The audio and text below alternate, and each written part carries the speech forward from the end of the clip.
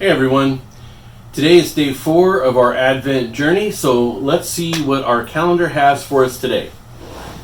Let's see, we're looking for number 4, here it is, way up in the top right hand corner.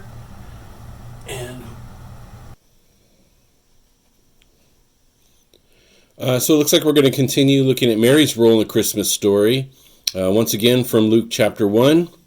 Then the angel said to her, "Do not be afraid, Mary, for you have found favor with God." So Gabriel says that Mary has found favor with God. And if you recall our verse from yesterday, he had addressed her as the favored one. Some translations of the Bible even say highly favored one. And yet in verse 29, which our calendar has skipped, it says here that when she saw him, she was troubled. Now, why would Mary feel troubled? It's not just because an angelic visitation is a unique and terrifying experience, although that may have had something to do with it. But it says that she was troubled at his saying and considered what manner of greeting this was.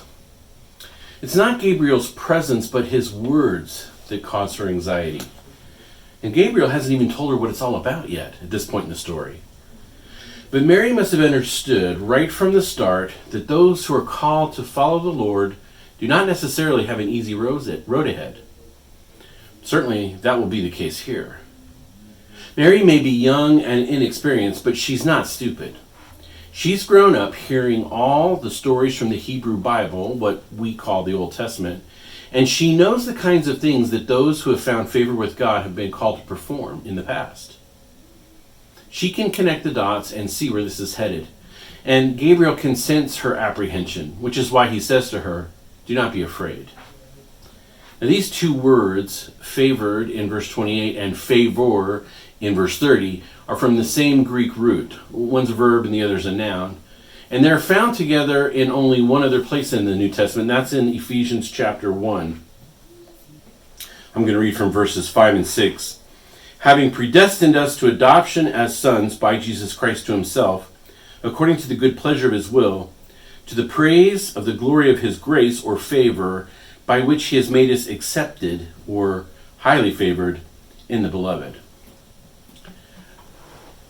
Just like Mary, all those of us who have been adopted into God's family have found favor with God.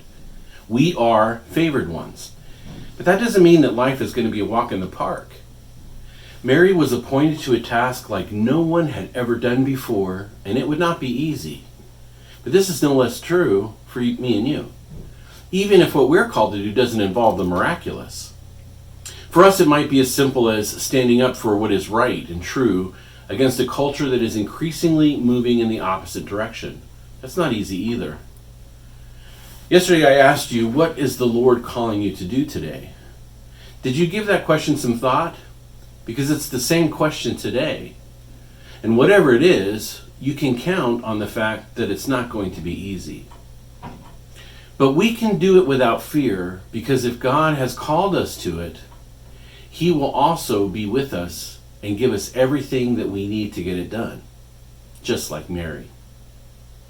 I pray that you will have the courage to boldly follow Jesus today. Thanks for listening. God bless you, and Merry Christmas.